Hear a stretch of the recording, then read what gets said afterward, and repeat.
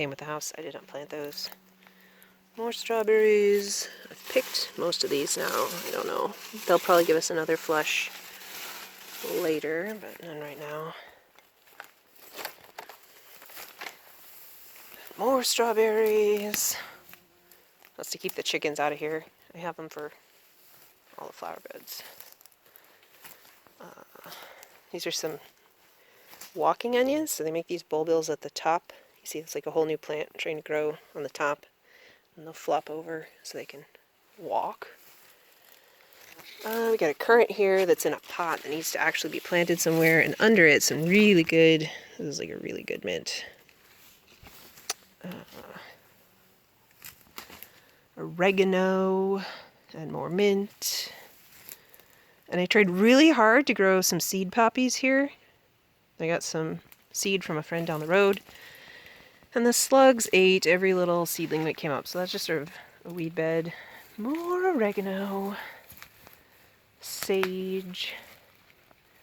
Rosemary. These rosemaries are just coming in. This is some I put in just this spring.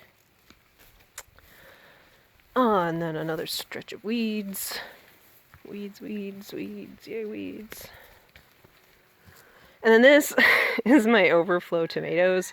I did not mean to plant these, but I had this whole situation with trying to start only one cherry tomato plant, but it seemed like my seeds weren't germinating. They were very old, and so finally, in a fit of desperation, I put like the whole contents of the package in a couple of pots with a lot of water, and I thought, well, maybe one will germinate. And then slowly, over the course of several weeks, many germinated, and I didn't have the heart to get rid of them, and I didn't have anywhere else to put them, and I tried to give them away, and nobody wanted them. So this does not get the best sun, but we're just gonna see if we can get some cherry tomatoes. Honeyberries. Those fruit really early. We got our first fruits off them this year, and they were ready beginning of June.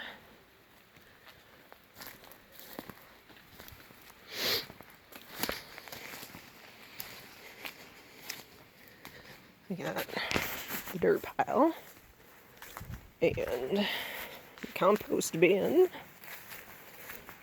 and the wood chips.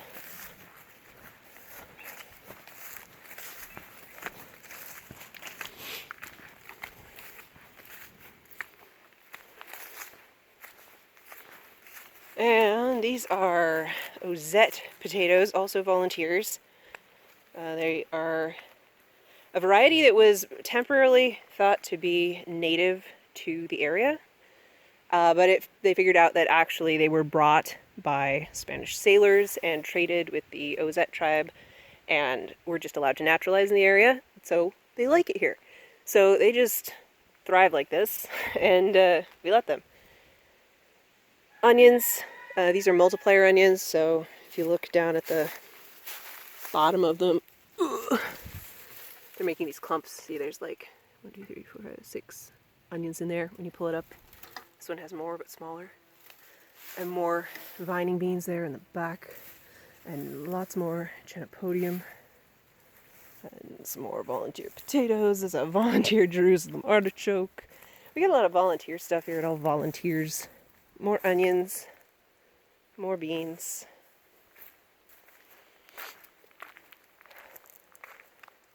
And these are actually the same kind of squash as the squash I showed you in that big mound of grass. But the one in the grass, slugs ate all its leaves off when it was a baby, and it's trying to come back. This is what it could look like if it had had a better childhood. And some more beans. These, I guess, are getting too much sun to want to go up, so they're not really vining anywhere yet. And we're nearing the end of our tour. There's a little peach tree down here, trying to make its way in the world. I don't think you can really see it. We go this way. We used to try to have a garden here, but it didn't really take. There's some feral asparagus in the middle that we hope to dig up and give its own bed. Yeah, we're not gonna go this way. I'll check in with you in a minute.